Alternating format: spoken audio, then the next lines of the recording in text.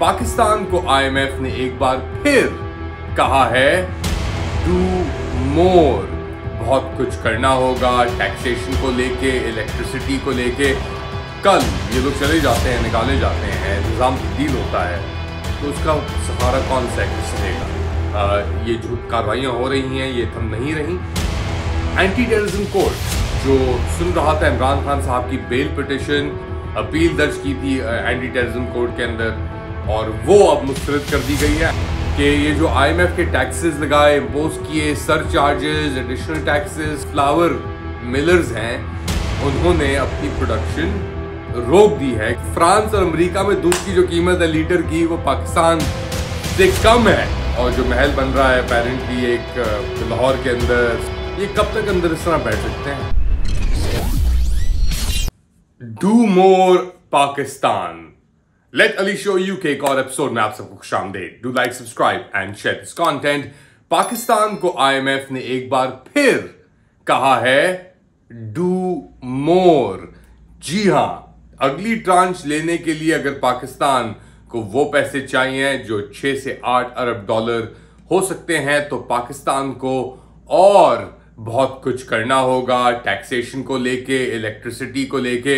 अगर तो कोई गुंजाइश बच चुकी है अब पाकिस्तानी अवाम के ऊपर, जो नहीं बची ऑब्वियसली, तो वो भी करनी होगी। अब पाकिस्तानी अवाम के साथ जो हो रहा है, जो डिसीजंस ली जा रही हैं, जो प्राइम मिनिस्टर और उनकी काबीना जो इम्पोज की गई है, जो इलिजिटिमेट काबीना है, इलिजिटिमेट प्राइम मिनिस्टर जो है, अगर ये सब इकदामात अभी ये लोग ले रहे हैं, कल ये लोग चले जाते हैं, निकाले जाते हैं, निज़ाम तब्दील होता है, तो उसका सहारा कौन सहेगा?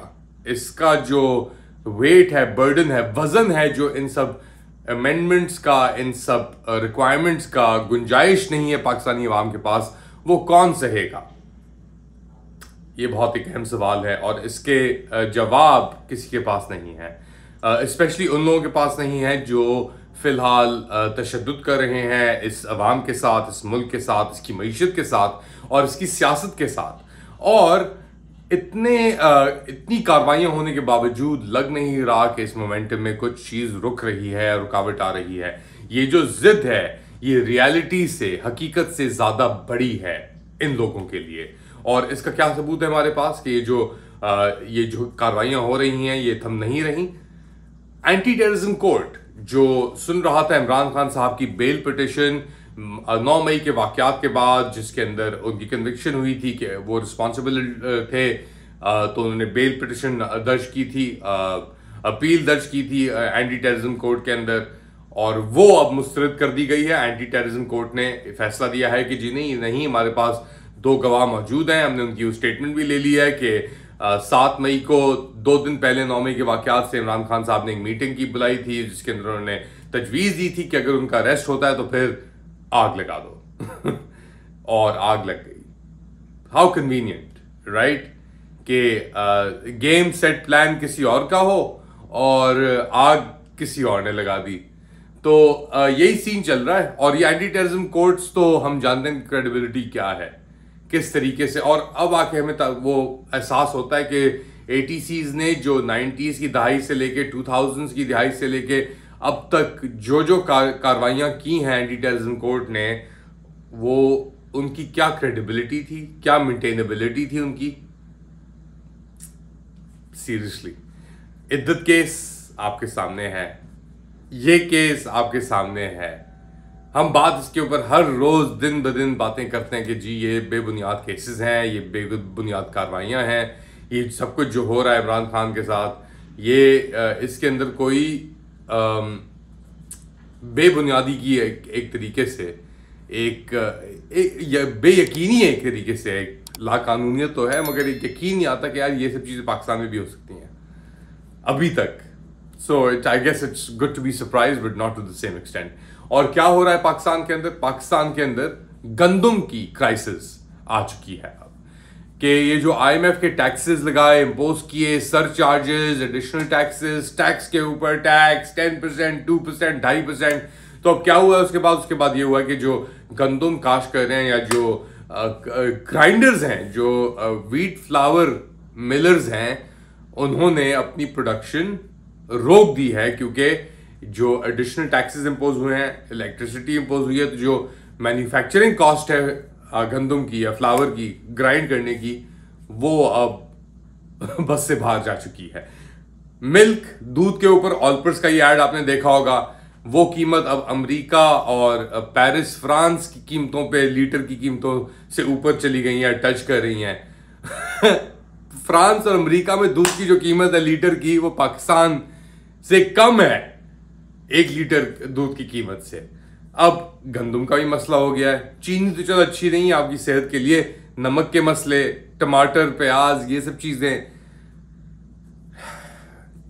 ना बिजली, ना मुस्तकबिल, ना रोटी। अब तो रोटी के भी लाले पड़ गए ना, तो फिर क्या करेंगे लोग। और ये जो लोग मुसल्लत हुए हैं हम पे, इंक्लूडिंग औरंगजेब, मोमो, तो क्या करेगा मोमो, भागेगा ना बाहर। तो फिर ये जो बैठे हुए जर्नैल, और जो महल बन रहा है अपेरेंटली एक लाहौर के अंदर सिक्योरिटी वाइज सब चीज़ों का, मरीम नवाज शरीफ एलिजिडली जो अपने लिए बनवा रही है, ये कब तक अंदर इस तरह बैठ सकते हैं। चाहे जितनी बड़ी दीवारें हो जाए महलों की, चाहे जितनी बंदूकें निकाल लें, रेवोल्यूशन जब आनी होती है ना, जब इनकलाब आना होता है, जैसे हमने देखा फ्रांस के अंदर, वो मैं हमेशा बात करता हूँ फ्रेंच रेवोल्यूशन की, मगर हमने जब देखा ईरान के अंदर खरबों रुपए के डॉलर के उस वक्त असासे थे, वेपन्स थे शाह ईरान के पास। इनफैक्ट वो उसका मकसद ही ये था कि यार मैं अमेरिका से अगर वेपन्स लेता रहूं ना, तो मैं अंदर जो मेरी सिचुएशन है उसको मैं मुस्तहकम कर सकता हूं। इस्तेकाम, अज़्म इस्तेकाम की हम बात करते हैं जब। मगर क्या हुआ फिर ईरान के अंदर, शाह के साथ क्या हुआ। इतना सब कुछ लेने के बावजूद भी वो बुनियाद बन गया, अमेरिकन जो वेपन्स थे उसकी डाउनफॉल की बुनियाद बन गए कि नए फाइटर जेट्स अमेरिका से लिए गए, ट्रेनर्स बुलाए गए, उनको कहते हैं ब्लू वेस्ट ट्रेनर्स या orange vest trainers, special trainers बुलाए गए, उनके लिए पूरे शहर क्रिएट किए गए। मगर जब वो इनकलाब का वक्त आया तो एक जहाज, एक गोली जो अमेरिका से आई थी वो शाह की मदद नहीं कर सकी, और पूरा निजाम उसी तरह जैसे तैसे, क्योंकि वहां पे भी इकोनॉमिक डिस्पैरिटी क्राइसिस थी कि इतना पैसा खर्च किया जा रहा था मगर लोगों तक कुछ नहीं पहुंच रहा था। उनके पास तो फिर भी तेल था, हमारे पास तो बस खाक है, तेल भी नहीं है। तो लुब्रिकेट भी नहीं हो सकते आप।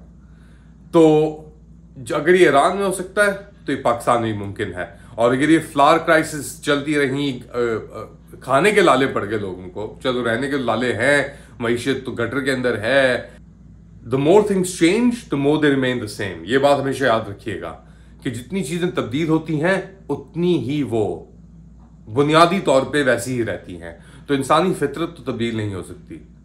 भूख, गुस्सा, रंजिश, इंतकाम, अगर उस तरफ इंतकाम है तो उधर भी इंतकाम होगा। और जब लोगों का इंतकाम उतर आया, श्रीलंका में क्या हुआ था, कितना टाइम लगा था उस इनकलाब को। खैर एनीवेज, आप क्या समझते हैं? Do let me know in the comment section. Do like, subscribe and share this content. अपना ख्याल रखिएगा, अगली बार तक अल्लाह हाफिज।